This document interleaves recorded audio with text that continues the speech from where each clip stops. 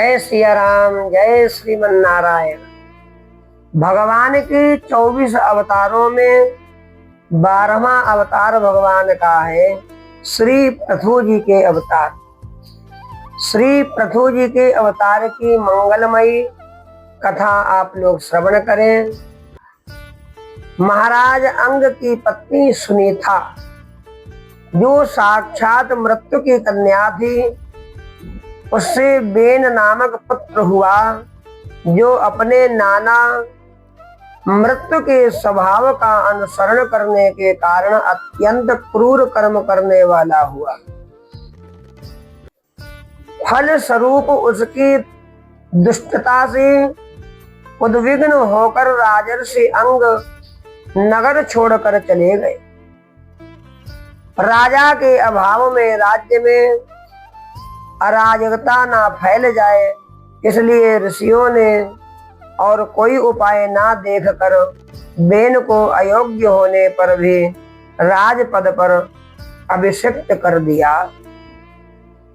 स्वभाव से क्रूर, ऐश्वर्य पाकर अत्यंत उन्मत्त, विवेक शून्य बेन जब धर्म एवं धर्मात्मा पुरुषों को विनष्ट करने पर तुल गया और ऋषियों के समझाने पर भी समझना तो दूर रहा, उल्टे उनकी अवहेलना की। तब क्षुब्ध ऋषियों ने क्रोध करके हुंकार मंत्र से बेन को मार डाला। परंतु कोई राजा नहीं होने के कारण लोक में लुटेरों के द्वारा प्रजा को बहुत कष्ट होने लगा। यह देखकर ऋषियों ने बेन के शरीर का मंथन किया। प्रथम जांघ का मंथन किया तो उसमें से एक बौना पुरुष कुरूप काला कलूटा उत्पन्न हुआ, और जब उसने पूछा कि मैं क्या करूं, तो ऋषियों ने कहा, बैठ जा, निषीद अर्थात बैठ जा। इसी से वह पुरुष को प्रथु नाम से एवं स्त्री को अर्चि नाम से संबोधित किया। बेन की भुजाओं का मंथन जब किया गया तो स्त्री पुरुष का जोड़ा प्रकट हो गया। ऋषियों ने पुरुष को प्रथु नाम से एवं स्त्री को अर्चि नाम से संबोधित किया।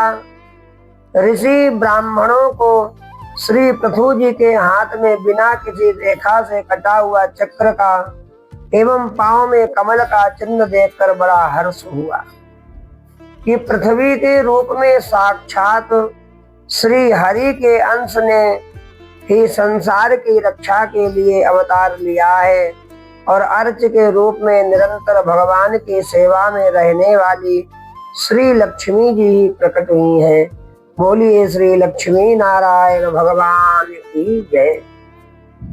सुंदर वस्त्र आभूषणों से अलंकृत महाराज प्रथु का विधिवत राज्याभिषेक हुआ। उस समय अनेक अलंकारों से सजी हुई महारानी अर्च के साथ वे दूसरे अग्निदेव के सदृश जान पड़ते थे। सब लोगों ने उन्हें तरह तरह के उपहार भेंट किए। इसके पश्चात सूत मागध बंदी जनों ने स्तुति की। ब्राह्मणों ने प्रथु जी को प्रजा का रक्षक उद्घोषित किया। बेन के अत्याचार से उत्पीड़ित पृथ्वी ने समस्त औषधियों को अपने में छिपा लिया, और चूंकि बहुत समय बीत गया था, अतः वे औषधियां पृथ्वी के उदर में जीर्ण हो गईं। यही कारण है कि जब प्रथु जी का राज्य हुआ, तब भी पृथ्वी रसा होकर भी रसहीना ही बनी रही। फल स्वरूप भूख के कारण प्रजाजनों के शरीर सूख कर कांटे हो गए। उन्होंने अपने स्वामी प्रथु के पास आकर कहा। तब प्रथु ने क्रोध में भरकर पृथ्वी को लक्ष्य कर बाण चढ़ाया।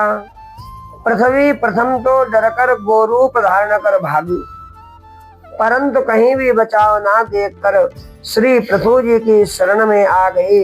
तब श्री पृथु जी ने पृथ्वी के संकेत से गो रूप धारणे पृथ्वी का दोहन किया, जिससे पुनः सभी अन्न और औषधियां प्रकट हो गई। प्रजा सुख चैन से रहने लगी। परम धर्मात्मा श्री पृथु जी ने 100 अश्वमेध यज्ञ करने का संकल्प कर 99 यज्ञ पूर्ण होने पर जब 100वें अश्वमेध यज्ञ का प्रारंभ किया तो इंद्र ने अपना सिंहासन छीने जाने के भय से बहुत विघ्न किया। तब इंद्र का वध करने के लिए उद्यत श्री पृथु जी को याजकों ने यज्ञ में क्रोध को अनुचित बताकर स्वयं मंत्र बल से बलपूर्वक इंद्र को अग्नि में हवन कर देने का निश्चय किया।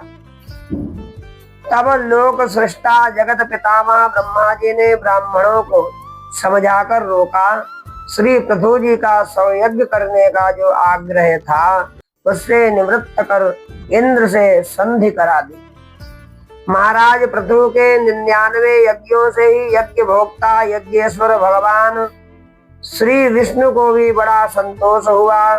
वे देवराज इंद्र को साथ लेकर श्री पृथु जी के सामने प्रकट हुए। अपने ही कर्म से लज्जित इंद्र श्री पृथु जी के चरणों में गिरना ही चाहते थे कि श्री पृथु जी ने उन्हें हृदय से लगा लिया। भगवान का दर्शन कर श्री पृथु जी निहाल हो गए।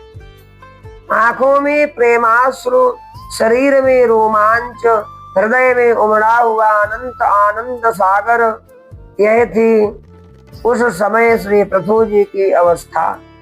उन्होंने हाथ जोड़कर भगवान की स्तुति की। भगवान ने श्री पृथु जी के गुणों की सराहना करते हुए वर मांगने को कहा।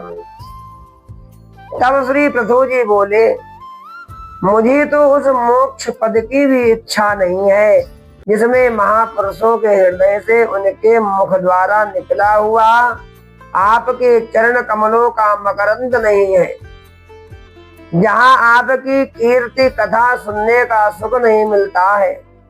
इसलिए मेरी तो यही प्रार्थना है कि आप मुझे 10,000 कान दे दीजिए, जिनसे मैं आपके लीला गुणों को सुनता ही रहूं। इस प्रकार प्रार्थना करने पर उनको अपनी भक्ति का वर प्रदान कर भगवान अंतर्धान हो गए। बहुत काल तक धर्म पूर्वक प्रजा का पालन कर श्री पृथु जी सनत कुमार जी के उपदेशों का स्मरण कर कि अब मुझे अंतिम पुरुषार्थ मोक्ष के लिए प्रयत्न करना चाहिए।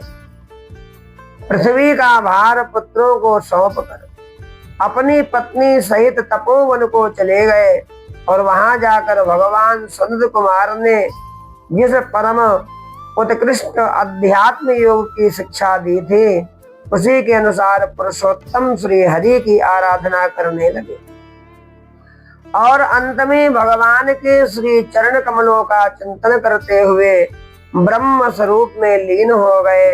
यह देखकर महाराज